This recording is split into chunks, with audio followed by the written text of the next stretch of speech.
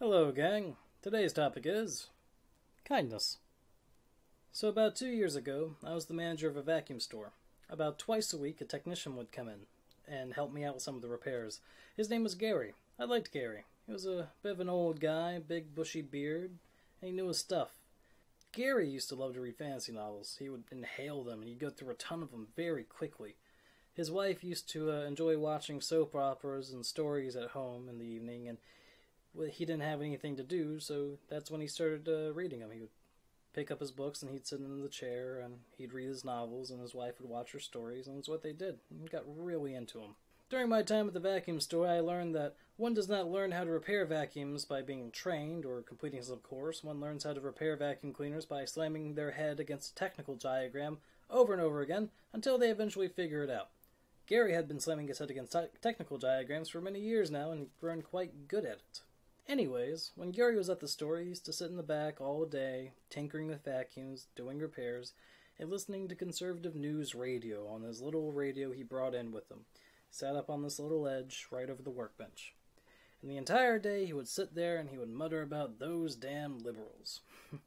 Occasionally, Gary liked to talk politics. He had a catchphrase. I don't remember what exactly it was, but the gist of it, the spirit of it was that look, what liberals don't understand is that people are inherently selfish and self-centered, and that no one's out there to help them, and everyone's looking out for themselves. They just don't get that.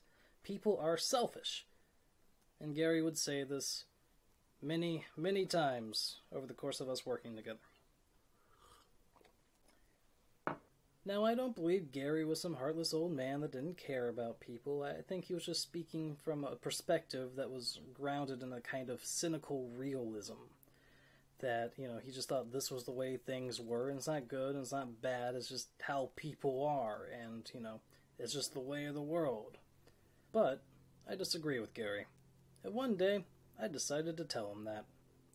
So we're hanging out in the back of the vacuum store one day, and Gary's giving me his usual spiel about how people are selfish and self-centered, and that liberals just need to get over it and start taking care of themselves, because people are self-centered, and that's just the way of the world, that's just how it is. And one day I decided to say, you know what, Gary, I don't quite agree with that. In fact, I believe quite the opposite. I believe the world has come to where it is now due to selflessness, and that none of us would be here today without selflessness. To prove that point, I pointed to childhood. When we are infants, we can't take care of ourselves. We can't feed ourselves. We can't find shelter. We can't support ourselves. We need to rely on someone else's kindness, on someone else's sacrifice and selflessness. And the mere fact that we're all here today is evidence that that kindness has occurred. But it goes beyond mere family relations. Our friends have helped us. We've all needed to rely on just good friends at some point, Maybe you're going through a rough patch and need somewhere to crash in a new city. You need someone to jumpstart your car in the middle of the night. We've all have experienced little kindnesses, or in some cases, major kindnesses. And not just friends, whole community organizations have dedicated themselves to helping each other out. Churches have been pulling together funds to help out those going through a rough patch forever, basically. We are kind. It's part of our nature. And we wouldn't exist without that kindness. Now, to this, Gary said that he believed that someone taking care of their child was someone still acting in their own self-interest, and that taking care of one's child is in one's own self-interest. Now, I let the conversation go at that point. I never told him this, but I do believe that that itself is the formula for kindness, that the nature of the good is to take someone else's interest and make that your own self-interest. That is the basic formula, the logical, form to fill out for a good act. As part of the nature of it is making others' interests your own. And that seems pretty good to me.